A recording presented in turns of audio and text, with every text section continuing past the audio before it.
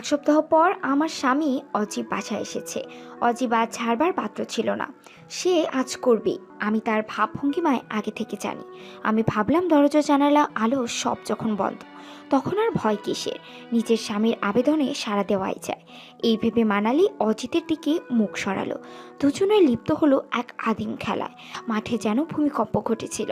এরই মধ্যে করিমের আবির্ভাব। ব্যালকনিতে দাঁড়িয়েছিল, কিন্তু জানালা সব বন্ধ ছিল। তবে ইংরেজিতে একটা প্রবাদ আছে না, when there is a will there is a way. করিমও তাই রাস্তা খুঁজে পেয়ে গেল। সেই রাস্তাটা অবশ্য অজিতে খুলে রেখেছিল। করিম দেখল রুমের স্লাইডিং দরজাটা হালকা করে খোলা আছে। করিম দরজাটাকে আস্তে করে আরও খুলে দিল, ভেতরে কি হচ্ছে দেখার জন্য। অজিত খালা এত মত্ত হয়েছিল যে সে ভুলে গিয়েছিল বাসায় আরও একজন আছে। মানালিও খুব আনন্দের সহিত নিজের স্বামীর সঙ্গ দিচ্ছিল। করিমের চোখ বেরিয়ে এলো এরকম দৃশ্য দেখে। সে আরও কাছে গিয়ে দেখতে চাইল। ঘর অন্ধকার ছিল, তাই ধরা পড়ার অত ভয় ছিল না। কিন্তু করিম অল্প এগিয়ে একটা দুর্ঘটনা ঘটিয়ে বসলো। সে দু পা এগোতেই হোঁচট খেলো আর মুখ থুবড়ে পড়ল। তুম করে আওয়াজ হলো। কে? আটকে উঠল মানালি। অজিত তাড়াতাড়ি মানালিকে রেখে লাইটটা জ্বালালো। লাইট জ্বালাতে সামনে করিম খালি গায়ে হাফ প্যান্ট পরে দাঁড়িয়ে, আর হাফ প্যান্টের মধ্যে পাহাড়ের মতো একটা তাঁবু হয়ে রয়েছে। করিম, তুমি এখানে? মানালি বলে উঠল। মানালি করিমের সামনে কোনো মতে নিজেকে ঢাকার চেষ্টা করছিল। করিমের ভয়ে হাত পা ঠান্ডা হয়ে আসছিল। সে ভয়ে ভয়ে বলতে লাগলো, আমি কিছু করিনি। করিম রীতিমতো ধাক লেগে গেল। তা দেখে অজিতের একটু মায়া হলো। অজিত কল্পনাও করতে পারেনি করিম এখানে আসবে। অজিত মাথা ঠান্ডা করে বলল, আস্তে মানালি, একটু দাঁড়াও, অত ঘাবড়ে যেও না। তুমি তো জানো করিম আমাদের এভাবে দেখেছে। তারপর সে করিমকে বলল, করিম তুই এই চেয়ারটা টেনে নিয়ে এখানে বস, তোর সাথে কিছু কথা আছে। মানে তুমি কি করছো? ওকে বসিয়ে এই অবস্থায় কথা বলবে? মানালি আতঙ্কিত হয়ে বলল, তোমাকে বললাম না একটু শান্ত হও। ধুর, তুমি এখন থামো, আমি কথা বলছি তো। ওর সাথে একটু বোঝাপড়া করিনি। কিন্তু এখানে কেন? ওকে ওর ঘরে নিয়ে গিয়ে তো ইচ্ছে মতো কথা বলতে পারো। আমরা দুজনে কি কোনো রকম কথা বলার অবস্থায় আছি? মানালি, তোমাকে কতবার মনে করিয়ে দিতে হবে যে ও অলরেডি আমাদেরকে পুরো দেখেছে, এখনও দেখছে। আর কিছুক্ষণ দেখলে আমাদের লাভ বা ক্ষতি কোনোটাই হবে না। বরং এখন আরেকটা জিনিস আমাকে করতে হবে সবটা ব্যালেন্স করার জন্য। এই বলে অজিত করিমের দিকে তাকিয়ে বলল, এই করিম, নিজের মাঠ ফাঁকা কর। কি বলছো তুমি? তোমার মাথা ঠিক আছে? না, একেবারেই গেছে। আমাদের এখন এই অবস্থা, লাজে মাথা কাটা যাচ্ছে আমার। তার উপর ওকেও খুলতে বলছো। আসলে কি চাইছো কি তুমি? আর কত অপমান করতে চাও তুমি আমায়? মানালি, আমি কাউকে অপমান করতে চাইছি না।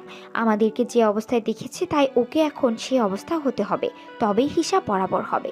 না হলে শুধু আমরা সারাক্ষণ বাড়িতে লজ্জায় মাথা হিট করে ওর সামনে ঘুরবো। যতদিন ও আমাদের সাথে থাকবে ব্যাপারটা বোঝার চেষ্টা করো। আমি যা বলছি ভালোর জন্যই বলছি। অজিত আবারও করিমের দিকে তাকিয়ে বলল, কিরে, কথা কানে যাচ্ছে না? বললাম না। অজিত গলার স্বর উঁচু করে ধমক দিয়ে করিমকে আদেশ দিল। করিম আর কোনো উপায় না দেখে খুলে ফেলল। মানালির সঙ্গে সঙ্গেই নিচের মুখ অন্যদিকে ঘুরিয়ে নিল। এবার চেয়ারটা টেনে বসলো। অজিত পুনরায় আদেশ দিল।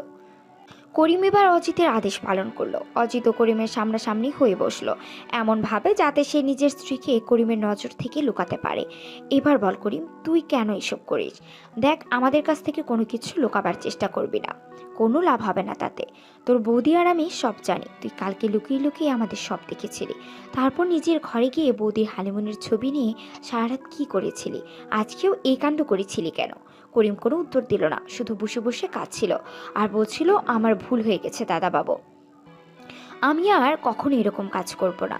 অজিত এবার নিজের সুর নরম করে বলল, দেখ করিম, আমি জানি এই বয়সে এরকম হয়।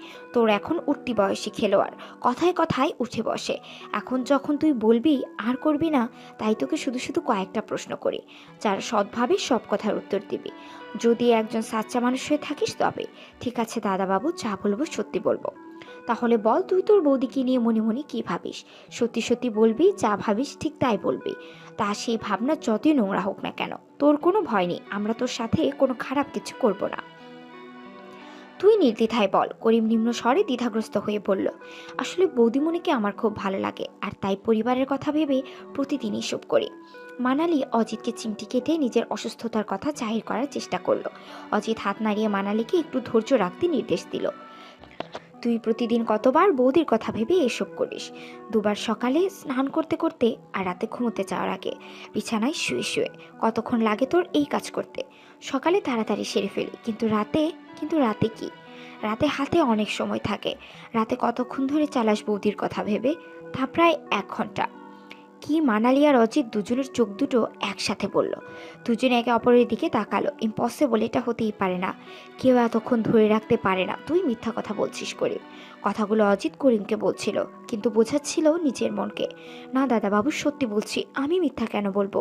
ইয়ার্কি করার জায়গা পাস না? আমি ইয়ার্কি করছি না, সত্যি বলছি। এদিকে মানালি কিছু বলতে চাচ্ছিল, কিন্তু অজিত ওকে আটকে দিল। ফিসফিস করে নিজের বউকে বলল যে আগে ওর মনের সব কথা শুনে নিতে। মানালি তাই আবার চুপ হয়ে গেল, আর করিম বলতে শুরু করলো। আসলে রাতের বেলা ঘরে শুয়ে বৌদির সম্পর্কে শুরু থেকে কল্পনা করতে শুরু করি। মানে ধরুন, ভাবি বৌদির শাড়ি পরে আছে, আস্তে আস্তে আমার ঘরে চুপি চুপি এসেছে, আপনাকে কিছু না বলে। তারপর বৌদি আমার কাছে এলো, নিজের নরম হাতটা আমার খসখসে গালে ঠেকালো। আমি বৌদির হাতে হালকা একটা চুমু দিলাম। তারপর বৌদিকে আমার কাছে টেনে নিলাম, বৌদিকে চাপটে ধরলাম। ব্যাস করিম, থাম এবার। এবার হঠাৎ মানালি চিৎকার করে বলল। মানালি চড়ে চড়ে নিঃশ্বাস নিতে লাগলো। অজিত বুঝতে পারল যে করিমের বর্ণনার প্রভাব মানালির রন্ধ্রে রন্ধ্রে বিস্তার করছে। এই ভেবে অজিতের মধ্যে একটা অদ্ভুত উত্তেজনার সৃষ্টি হলো।